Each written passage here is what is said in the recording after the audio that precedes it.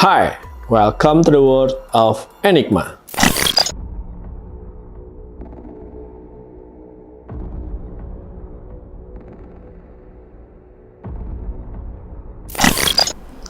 Salah satu acara musik terbesar yang gagal diselenggarakan di tahun 2017 lalu, Fyre Festival adalah pengalaman festival musik tahun 2017 yang paling banyak dibicarakan.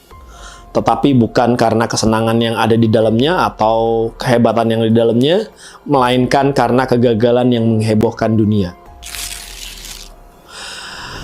Diiklankan oleh banyak selebriti, selebgram, seperti wajah-wajah yang udah terkenal seperti Kendall Jenner, Bella Hadid, dan Hailey Baldwin.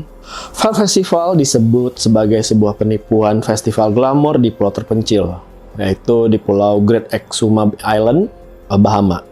Dan juga pulau tersebut diduga punya atau dimiliki oleh mafia narkoba, yaitu Pablo Escobar. Bahkan, Fyre Festival sudah didokumentasikan jadi sebuah film dokumenter pada tahun 2019 dan juga tayang di Netflix, menjadi worldwide trending. Dokumenter dengan judul Fyre Fraud 2019 juga tayang di Hulu, dan Fyre The Great Party That Never Happened 2019 juga. Itu sukses merangkum dan menunjukkan sebuah festival besar yang gagal dan merugikan banyak pihak. Dilansir, tiket Fyre Festival sendiri dijual dengan harga 1.000 sampai 12.000 US dollar atau sekitar 178 juta. Wow, gila. Nonton event bayar tiket tuh 178 juta, itu wow, luar biasa. Tapi tentunya dengan seperti tiket pesawat, tiket kapal untuk ke pulaunya, terus penginapan, makan dan entertain lainnya, nonton konser dan segala macam, ya mungkin masih masuk dengan budget di luar sana kali ya. Terus harga tiket yang fantastis ini, pihak penyelenggara menjanjikan akomodasi mewah seperti yang saya katakan tadi, makanan, seni, musik, dan petualangan terbaik di Pulau Bahama tersebut. Gak hanya itu, selain menggunakan nama-nama besar yang mereka bayar untuk mengiklankan Fyre Festival, nah pihak Fyre Festival juga melakukan promosi habis-habisan, termasuk mengundang dan mendatangkan artis Blink-182, Migos, Lil Yachty, dan Major Lazer. Hal tersebut sukses membuat banyak orang terbuai dan ribuan tiket Fyre Festival berhasil terjual dalam waktu singkat. Saya jadi teringat festival yang akan datang ini, dalam waktu singkat tiketnya habis oleh calo. Seth Krosno, seorang blogger dan podcaster beserta ketiga temannya menghabiskan $45.000 Amerika atau sekitar 667 juta rupiah untuk tiket perjalanan akomodasi mewah. Tapi, nah ini nih mulai nih. Tapi, ketika mereka muncul, mereka sampai di tempat, mereka menemukan festival tersebut belum siap sepenuhnya. Masih banyak orang yang lagi kerja, terus pick up ada di mana-mana, dan kendaraan roda 18 tuh, kebayang nggak tuh? Roda 18, truk-truk yang gede-gede itu di mana-mana katanya. Pada saat itu, dikutip dari CNN dan radio, mereka mengatakan masih berantakan dengan pekerja-pekerja yang wow loh. Masih apa ya, mungkin bahasanya pabaliut. Tidak hanya itu, villa yang dijanjikan oleh pihak penyelenggara berubah menjadi barisan tenda putih setengah jadi, seperti camping atau perkemahan musim panas. Beberapa penonton bahkan mengatakan bahwa harga yang sudah mereka bayar itu diganti oleh tidur di atas kasur lantai yang basah kuyup. Bayang ya.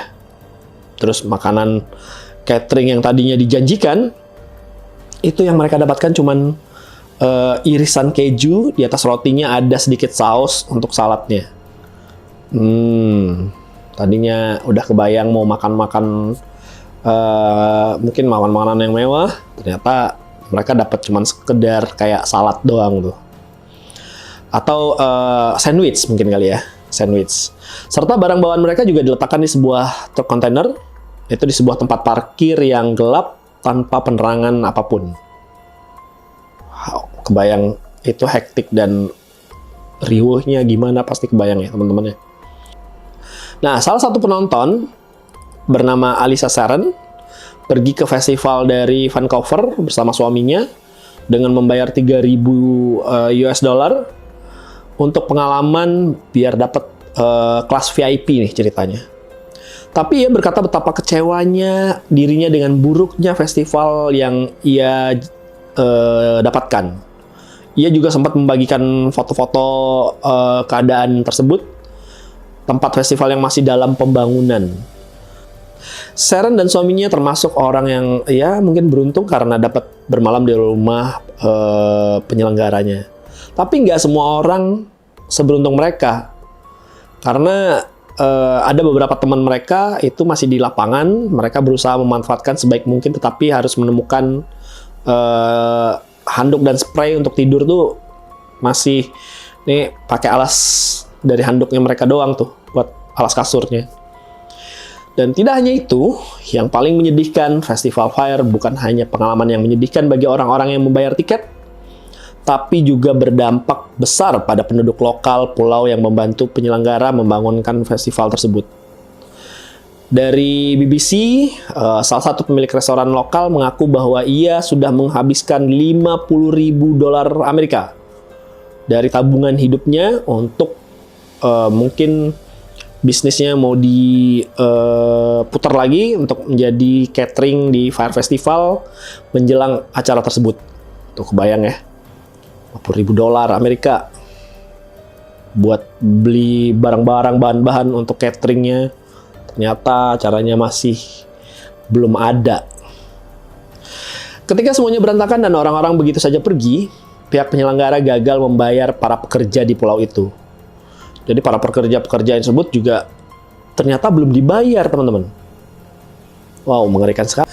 Bahkan dengan segala pertimbangan yang ada, Blink-182 akhirnya memutuskan untuk nggak jadi tampil dalam acara Fire Festival. Mereka mengatakan bahwa kami nggak yakin bahwa kami akan memiliki apa yang kami butuhkan di Fire Festival. Mungkin ridernya tidak dipenuhi. Dan untuk memberi kualitas pertunjukan yang selalu kami berikan kepada penggemar, jadi kami membatalkan pertunjukan tersebut. Pejabat pemerintah Bahama juga mengatakan mereka sangat kecewa dengan kekacauan yang dialami oleh para pengunjung festival tersebut. Penyelenggara acara meyakinkan bahwa semua tindakan telah diambil untuk memastikan acaranya aman dan sukses. Tetapi jelas mereka tidak punya atau memiliki kapasitas untuk melaksanakan acara sebesar itu, kata perwakilan pejabat pemerintah Pulau Bahama tersebut. Sehingga festival ini bermula ketika Billy McFarland dan rapper Jerul berinisiatif untuk membuat sebuah acara festival musik mewah di Pulau Exuma ini, Bahama ini, merupakan bentuk promosi dari aplikasi musik buatan mereka, Fire. Jadi namanya juga diambil dari aplikasi musik buatan mereka itu yang sama namanya yaitu Fire. Mungkin mirip dengan Spotify kali ya. Nah, hebatnya, Billy juga berhasil mendapatkan dana pinjaman dari fashion eksekutif Carola Jane yang jumlahnya dikabarkan mencapai 4 juta dolar Amerika atau sekitar 59 miliar. Namun, kegagalan pihak penyelenggara Fire Festival menjadi sasaran 8 tuntutan hukum. Bahkan beberapa di antaranya menuntut ganti rugi mencapai 100 juta dolar Amerika dengan tuduhan penipuan. Billy McFarland yang menjadi CEO Fire Media Incorporation pada saat itu divonis hukuman 6 tahun penjara dan dikenakan sanksi sebesar 26 juta dolar Amerika pada Oktober 2018. Nah, sekarang Billy ini diketahui telah dibebaskan dari jeruji besi 2 tahun lebih awal dari hukuman yang dijatuhkan. Dari lansir dari Variety, Billy seharusnya masih mendekam di penjara hingga Agustus 2023. Tapi ya berarti dia keluarnya tuh sekitar tahun 2022 kemarin ya. 2 tahun lebih cepat. Harusnya tadi Agustus tahun ini, 2023 dia baru bisa bisa lepas dari jeratan hukumnya. Ternyata dia 2 tahun lebih cepat. Namun pengacaranya berusaha untuk membebaskan kliennya sejak 2020. Meskipun telah dibebaskan, Billy belum sepenuhnya bebas karena ia sedang menyandang status kurungan komunitas untuk menjalani sisa pidananya sejak 30 Maret 2002 lalu.